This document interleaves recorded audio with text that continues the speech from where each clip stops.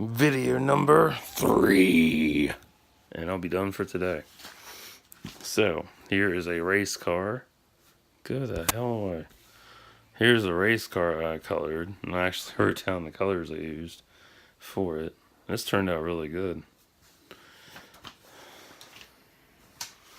Here is a random character I found that I liked, called her Nadia Moonscythe. So I was going to color the rest of her, but then I decided she looked better with just, partial coloring.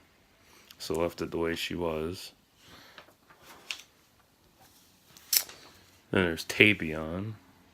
I had fun with him. He was a lot of fun to color.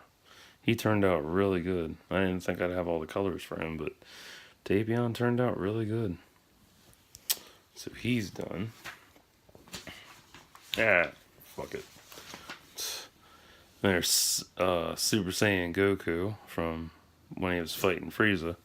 I love this version of him the most because all battle damaged versions are the best to color. Because you can really get into it and it really pans out beautifully. But yeah, this one I colored years back.